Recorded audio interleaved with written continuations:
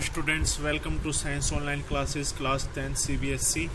Our chapter number is 13. Name of the chapter is Magnetic Field of Electric Current. Students, in our previous video we have studied about the magnetic field due to current through a straight wire and in this video we are going to start next topic. Our topic is of this class. Our first topic of this class is magnetic field due to a current through a circular loop. Means हमने इससे पहले वाली class में पढ़ा था कि जो magnetic field होगा वो एक स्ट्रेट वायर में जब हम करंट फ्लो कराएंगे तो उसमें मैग्नेटिक फील्ड कैसे होगा और उसकी डायरेक्शन क्या होगी. अब हम पढ़ेंगे कि जब उसी वायर को अगर मोड़ दिया जाए और उसको एक सर्कल बना दिया जाए उस स्ट्रेट वायर का, तब उसमें करंट फ्लो कराया जाए तो मैग्नेटिक फील्ड की वैल्यू क्या होगी और उसकी डायरेक्शन क्या होगी. ठीक है, तो हम इसको समझने के लिए ये डायग्राम्स देख सकते हैं. यहाँ पे फिगर 13.8. इसमें क्या किया हुआ है कि ये स्ट्रेट वायर है जो ये ब्राउन कलर का दिखाया हुआ है.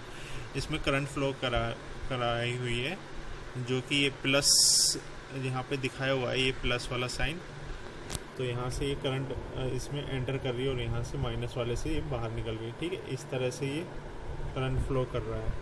ठीक है, तो जब इसमें करंट फ्लो करेगा तो हमने इससे पहले राइट हैंड थंब रूल पढ़ा था. तो उसमें क्या होता है, जो करंट की डायरेक्शन में अगर हम थंब को रखें तो हमारी फोल्ड जो फिंगर्स हैं वो किसको शो करती है, वो शो करती है मैग्नेटिक फील्ड को. तो हम यहाँ पे देख सकते हैं कि अगर मैं इस तरह इस डायरेक्शन में अपने राइट हैंड को रखूँ और अंगूठे को इस डायरेक्शन में रखूँ तो जो मेरी फिंगर्स है मीन्स ये इस तरह से फिंगर्स टर्न की हुई है, मेरी फोल्ड हुई है, तो वो मैग्नेटिक फील्ड को शो करेगी, मैग्नेटिक फील्ड की डायरेक्शन को शो करेगी. ठीक है, तो यहाँ पे हम देख सकते हैं जब, और एक चीज़ और पढ़ी थी हमने कि जैसे जैसे वायर से हम दूर जाएंगे तो मैग्नेटिक फील्ड की वैल्यू जो है वो कम हो जाती है स्ट्रेट वायर के.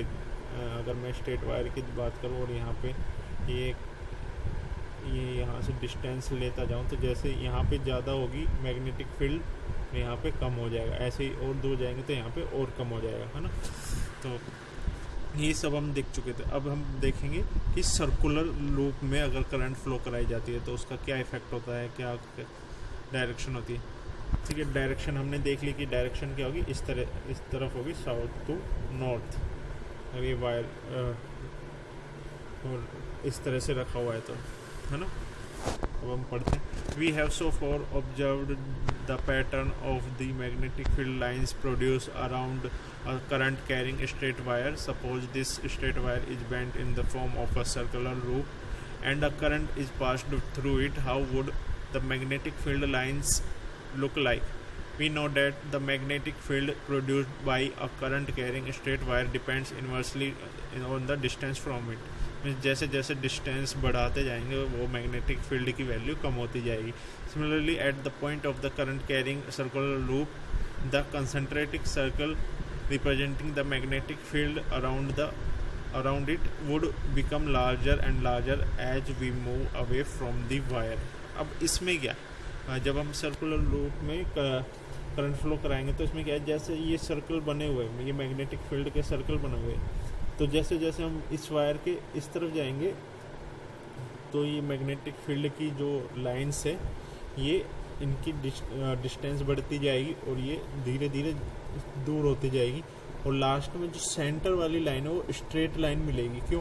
क्योंकि सेंटर के उस तरफ हम ये वाली लाइन ड्रॉ नहीं कर सकते. अगर हम उस तरफ ड्रॉ करेंगे तो क्या होगी, ये दो लाइन ऐसे एक दूसरे को इंटरसेक्ट करेगी, जबकि ये इंटरसेक्ट नहीं कर सकती क्योंकि हम पहले भी पढ़ चुके हैं. अगर ये इंटरसेक्ट कर रही है तो यहाँ पे हम क्या देखेंगे, जब हम यहाँ पे कंपास लाएंगे तो उसकी निडल दो डायरेक्शन में डिफ्लेक्ट होती है. पर ऐसा नहीं होता कि वो जो कंपास की निडल है वो केवल एक डायरेक्शन में ही डिफ्लेक्ट होगी. वो ये नहीं कि पहले इस डायरेक्शन में दिखाएगी फिर इस डायरेक्शन में, वो एक पॉइंट पर दो डायरेक्शन नहीं दिखा सकती.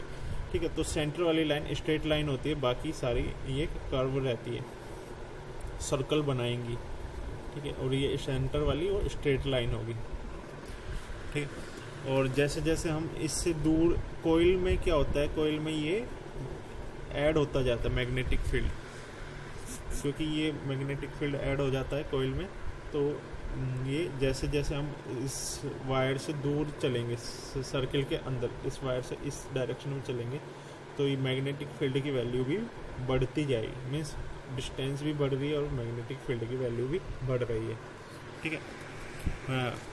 By the time we reach at the centre of the circular loop, the arc of these big circles would appear as a straight line. Every point on the wire carrying current would rise to the magnetic field appearing as a straight line at the center of the loop.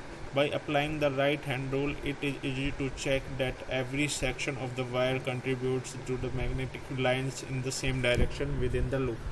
और हम देख सकते हैं जब हम right hand thumb rule लगा के देखेंगे तो इसमें क्या होगा, हर एक पॉइंट पे यहाँ पे सेम डायरेक्शन में हमें मैग्नेटिक फील्ड मिलेगा और ये इसमें चेंज नहीं होता है, ठीक है। मीन्स जैसे इसमें दिखाया हुआ है कि साउथ टू नॉर्थ डायरेक्शन है मैग्नेटिक फील्ड की, तो यही डायरेक्शन मिलेगी चाहे हम इस लूप में किसी भी पॉइंट्स पर चेक कर सकते हैं, ठीक है।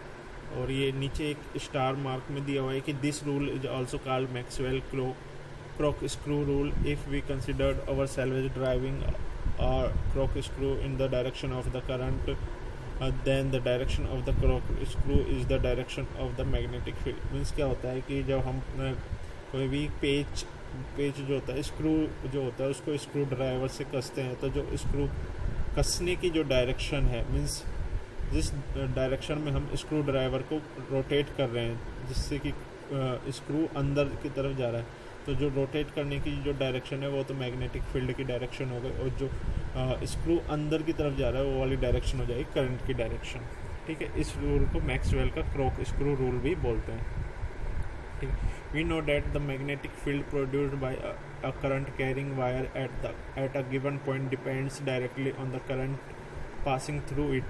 Therefore, if there is a circular coil having n turns, the field produces n times as large as that produced by a single turn. This is because the current in each circular turns has the same direction and the field due to each turns just add up. Means क्या होगा कि जैसे हम coil की बात कर लेते तो इसमें क्या होता है कि जितने ज़्यादा लूप्स हम बनाएंगे, सर्किल हम बनाएंगे, वायर्स के सर्किल हम बनाएंगे, तो क्या होगा, उससे उतना ही ज़्यादा मैग्नेटिक इफ़ेक्ट प्रोड्यूस होगा।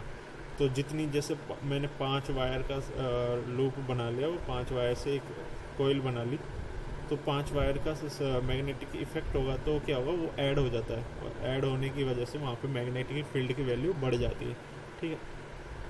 हम एक एक्टिविटी देखते हैं। ये एक्टिविटी, इसमें क्या दिया हुआ है कि एक सर्कुलर ले लिया, एक कार्डबोर्ड लिया हुआ है, उसमें एक सर्कुलर रिंग लगा दी। यहाँ पे एक कार्डबोर्ड है, इसमें एक सर्कुलर रिंग लगा दी और इस रिंग को हमने सर्किट से कनेक्ट कर दिया। जैसे ही हम प्लग ऑन करते हैं तो इसमें क्या होता है, करंट फ्लो होती है इस डायरेक्शन में, तो करंट इस डायरेक्शन में फ्लो होगी। इसमें मीन्स करंट की डायरेक्शन ये है। जब करंट की डायरेक्शन ये है तो हम इस कार्डबोर्ड पर क्या करते हैं, कुछ आयरन फिलिंग्स डाल देते हैं, मीन्स लोहे का बुरादा फैला देते हैं।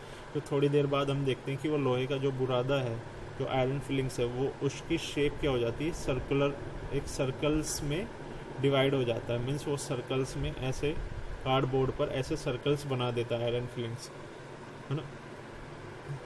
तो ये क्यों होता है, ये मैग्नेटिक इफ़ेक्ट के कारण होता है। वहाँ पे मैग्नेटिक इफ़ेक्ट प्रोड्यूस होता है और वो उस मैग्नेटिक इफ़ेक्ट की डायरेक्शन में वो अपने आप को एडजस्ट कर लेता है, उस पोजीशन में वो एडजस्ट कर लेता है, ठीक है। तो आई होप कि यहाँ तक समझ में आया होगा। देखते हैं next topic. Our next topic is magnetic field due to a current in a solenoid. तो पहले हम इस टॉपिक में देखेंगे कि एक सोलेनॉइड में जब हम करंट फ्लो कराते हैं तो उससे कितना मैग्नेटिक इफ़ेक्ट प्रोड्यूस होता है।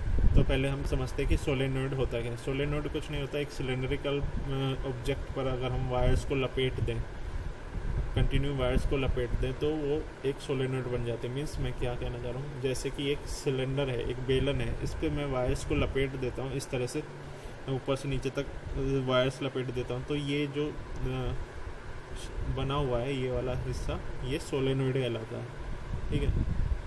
और अब हम पढ़ेंगे कि जब इसमें करंट फ्लो कराया जाता है तो इससे जो मैग्नेटिक फील्ड प्रोड्यूस होगा उसकी वैल्यू कितनी होगी, है ना। तो देखते हैं। magnetic field due to a current in solenoid. A coil of many circular turns of insulated copper wire wrapped closely in the shape of a cylindrical cylinder is called a solenoid. solenoid क्या होता है कि अभी मैंने बताया कि एक cylinder पर अगर हम वायर्स को रैप कर दें तो वो एक सोलेनोइड बन जाता है. The pattern of the magnetic field lines around the current carrying the solenoid is shown in figure 13.10. Compare the pattern of the field with the magnetic field around a bar magnet.